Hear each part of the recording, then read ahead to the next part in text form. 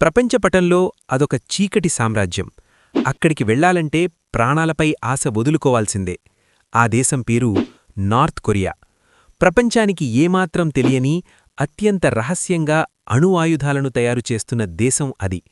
అమెరికాలాంటి అగ్రరాజ్యాల ఇంటెలిజెన్స్ సంస్థలు కూడా నార్త్ కొరియాలోకి తమ గూఢచారులను పంపడానికి వణికిపోతాయి. కాని ఒక సాధారణ అమెరికన్ పాస్టర్, ఎప్పుడూ బైబిల్ పట్టుకుని శాంతివచనాలు చెప్పే ఒక మత ప్రబోధకుడు, ఏకంగా కిమ్ జాంగ్ ఉన్ అల్లుగప్పి నార్త్ కొరియాలో అడుగుపెట్టాడు. ఒకటి కాదు, రెండు కాదు, ఏకంగా 6 సంవత్సరాలపాటు నార్త్ కొరియా గుండెల్లో ఉంటూ సిఐఏకు ఒక అండర్ కవర్ ఏజెంట్గా పనిచేశాడు. నార్త్ కొరియా అణు రహస్యాలను, మిలిటరీ సీక్రెట్స్ను అమెరికాకు చేరవేసి కిమ్ జాంగ్ ఉన్కే చుక్కలు చూపించాడు.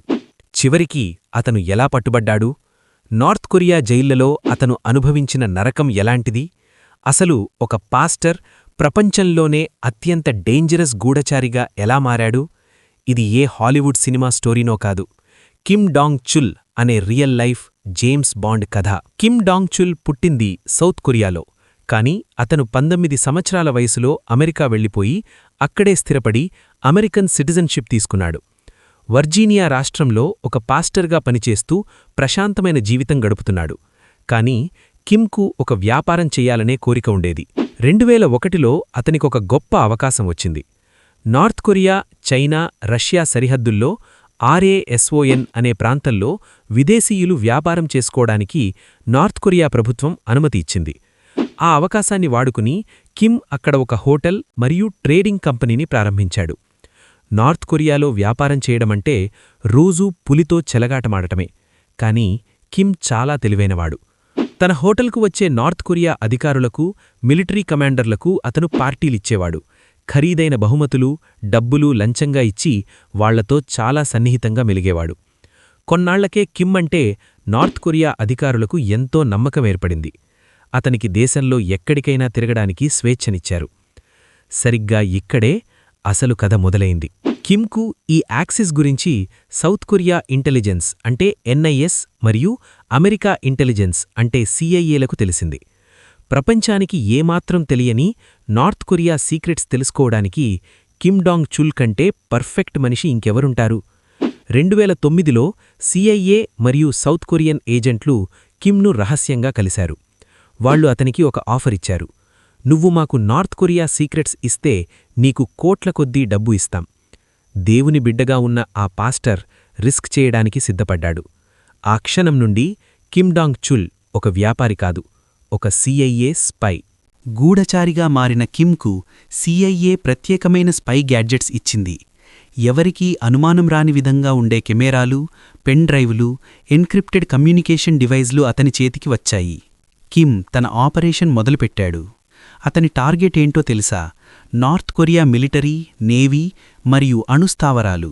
ఒక్కసారి ఊహించుకోండి, నార్త్ కొరియాలో ఒక చిన్న తప్పు చేస్తే ఏకంగా ప్రాణాలు తీసేస్తారు.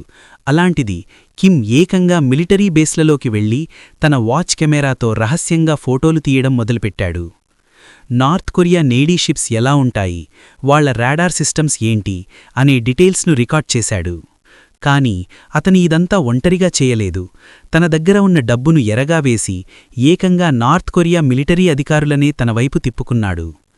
ఎవరైతే దేశాన్ని రక్షించాలో వాళ్లే కిమ్కు డబ్బు కోసం దేశరహస్యాలు అమ్మడం మొదలుపెట్టారు. కొంతమంది మిలిటరీ వాళ్లు కిమ్కు నార్త్ కొరియా న్యూక్లియర్ ప్రోగ్రాంకి సంబంధించిన డాక్యుమెంట్స్ తెచ్చి ఇచ్చేవారు. కిమ్ వాళ్లకి $1,000 లంచంగా ఇచ్చేవాడు. ఆ సమాచారాన్ని పెన్ డ్రైవ్స్లో వేసి ఒక ప్రత్యేకమైన ఎన్క్రిప్షన్ ద్వారా CIAకి పంపేవాడు. 6 సంవత్సరాల పాటు అంటే 2009 నుండి 2015 వరకు కిమ్ నార్త్ కొరియా ఇంటెలిజెన్స్కు చుక్కలు చూపించాడు. వాళ్ల కళ్లముందే తిరుగుతూ వాళ్ల దేశపు అత్యంత రహస్యమైన అణు సమాచారాన్ని, సైనిక రహస్యాలను అమెరికా చేతిలో పెట్టాడు. కిమ్ పంపుతున్న సమాచారం చూసి CIA అధికారులే ఆశ్చర్యపోయారు. ఒక సాధారణ పౌరుడు ఇంత పర్ఫెక్ట్గా స్పై ఆపరేషన్ చేయడం ఇంటెలిజెన్స్ చరిత్రలోనే చాలా అరుదు. కాని నార్త్ కొరియాలో అదృష్టం ఎప్పుడూ ఒకేలా ఉండదు. ఒక చిన్న పొరపాటు కిమ్ జీవితాన్ని తలకిందులు చేసింది. అది 2015 అక్టోబర్. కిమ్ ఎప్పట్లాగే తన హోటల్లో ఉన్నాడు. అతనికి ఒక నార్త్ కొరియన్ మిలిటరీ సోర్స్ నుండి ఒక కాల్ వచ్చింది. నా దగ్గర నార్త్ కొరియా న్యూక్లియర్ ఫెసిలిటీకి సంబంధించిన చాలా ముఖ్యమైన సమాచారం ఉంది. ఒక యూఎస్బీ డ్రైవ్లో అంతా తెస్తున్నాను అని అతను చెప్పాడు. కిమ్కు అది చాలా పెద్ద డీలని అర్థమైంది. అది గనక సిఐఏకి ఇస్తే భారీగా డబ్బు వస్తుంది. ఆ వ్యక్తిని కలవడానికి కిమ్ ఒప్పుకున్నాడు. కాని కిమ్కు తెలియని విషయం ఏంటంటే నార్త్ కొరియా ఇంటెలిజెన్స్ అంటే స్టేట్ సెక్యూరిటీ డిపార్ట్మెంట్కు అప్పటికే కిమ్ మీద అనుమానం వచ్చింది. వాళ్లు కిమ్ను ట్రాక్ చేయడం మొదలుపెట్టారు. ఆ మిలిటరీ ఆఫీసర్ ద్వారానే కిమ్కు ఉచ్చుబిగించారు. కిమ్ ఆ మిలిటరీ ఆఫీసర్ను కలవడానికి వెళ్లాడు. చుట్టూ ఎవ్వరూ లేరు. ఇద్దరూ కలిశారు. ఆ ఆఫీసర్ కిమ్ చేతిలో ఒక యూఎస్బీ డ్రైవ్ పెట్టాడు. కిమ్ దాన్ని తీసుకుని తన జేబులో పెట్టుకున్నాడు. అంతే, ఒక్కసారిగా ఎక్కడినుండో డజన్ల కొద్దీ నార్త్ కొరియన్ పోలీసులు తుపాకులతో కిమ్ను చుట్టుముట్టారు. కదలొద్దు, కదిలితే కాల్చేస్తామని అరిచారు. కిమ్కు అర్థమైపోయింది తను ఒక పెద్ద ట్రాప్లో పడ్డానని. అక్కడికక్కడే కిమ్ను అరెస్టు చేసి కళ్లకు గంతలు కట్టి ఒక చీకటి జైలుకు తరలించారు. ఆ రోజు మొదలైంది కిమ్ జీవితంలో అసలైన నరకం.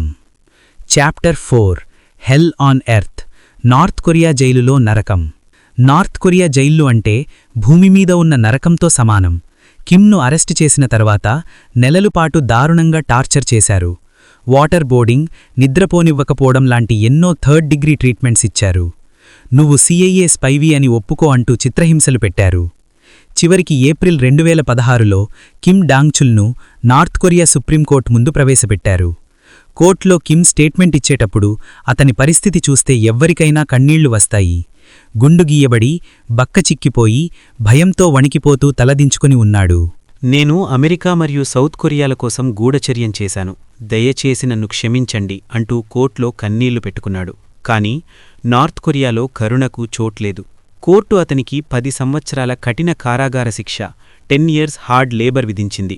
రోజూ ఉదయం 6 గంటల నుండి రాత్రి వరకు వ్యవసాయ భూముల్లో, ఫ్యాక్టరీల్లో గొడ్డు చాకిరి. తినడానికి సరైన తిండి లేదు. -డిగ్రీల చలిలో కూడా పనిచెయ్యాలి. కిమ్ ఆరోగ్యం పూర్తిగా క్షీణించింది. ఇక తన జీవితం ఈ 4 గోడల మధ్యే ముగిసిపోతుందని అతను ఫిక్స్ అయ్యాడు. ఒక అమెరికన్ సిటిజన్ నార్త్ కొరియాలో ఖైదీగా ఉంటే అమెరికాకు అది పెద్ద అవమానం. కానీ పొలిటికల్ సిట్యువేషన్స్ వల్ల అమెరికా వెంటనే ఏమీ చేయలేకపోయింది. దాదాపు 900 రోజులు అంటే 2.5 సంవత్సరాల పాటు కిమ్ ఆ నరకాన్ని అనుభవించాడు. 2018 ప్రపంచ రాజకీయాల్లో ఒక ఊహించని మార్పు. అప్పటి అమెరికా అధ్యక్షుడు డొనాల్డ్ ట్రంప్, నార్త్ కొరియా నియంత కిమ్ జోంగ్ ఉన్ల మధ్య శాంతి చర్చలు మొదలయ్యాయి. ఆ చర్చల్లో అమెరికా పెట్టిన ప్రధాన షరతు నార్త్ కొరియా జైళ్లలో ఉన్న 3 అమెరికన్లను వెంటనే వదిలేయాలి. అందులో మొదటి పేరు కిమ్ డాంగ్ చుల్. మే 2018లో అప్పటి US secretary of state Mike Pompeo స్వయంగా నార్త్ కొరియా రాజధాని ప్యాంగ్యాంగ్ వెళ్లాడు. చర్చలు సఫలమయ్యాయి. కిమ్తో పాటు మరో 2 అమెరికన్లను నార్త్ కొరియా విడుదల చేసింది. వాళ్లను తీసుకుని అమెరికా విమానం గాల్లోకి లేవగానే కిమ్ డాంగ్ చుల్ కళ్లల్లో నీళ్లు తిరిగాయి. తను మళ్లీ ప్రాణాలతో అమెరికా గడ్డమీద అడుగుపెడతానని అతను కలలో కూడా ఊహించలేదు. మే 2018 అర్ధరాత్రి అమెరికా చేరుకున్న కిమ్కు డొనాల్డ్ ట్రంప్ స్వయంగా స్వాగతం పలికాడు. జైలు నుండి వచ్చిన తర్వాతే కిమ్ ఒక ఇంటర్వ్యూలో తాను నిజంగానే సిఐఏకు పనిచేశానని, వాళ్లు చెప్పిన అణురహస్యాలు దొంగిలించింది నిజమేనని బాంబు పేల్చాడు. ఒక సాధారణ మత ప్రబోధకుడు దేవుని వాక్యం పక్కనపెట్టి అత్యంత ప్రమాదకరమైన దేశంలో గూఢచారిగా మారి ఏకంగా కిమ్ జోంగ్ ఉన్ కళ్లుగప్పడమనేది చరిత్రలో ఎప్పటికీ ఒక సంచలనమే. ప్రాణాలను అరచేతిలో పెట్టుకుని 6 ఏళ్లపాటు అతను చేసిన సాహసం, అనుభవించిన నరకం నిజంగా ఒక మిస్టీరియస్ థ్రిల్లర్. ఇది Kim dong Chul story. North Korea గురించి, ఇలాంటి హిడెన్ సీక్రెట్స్ గురించి మీకింకా ఏవైనా వీడియోలు కావాలంటే కింద కామెంట్స్లో చెప్పండి. వీడియో నచ్చితే ఒక లైక్ వేసుకోండి. మన ఛానల్ను సబ్స్క్రైబ్ చేయడం మాత్రం మర్చిపోకండి.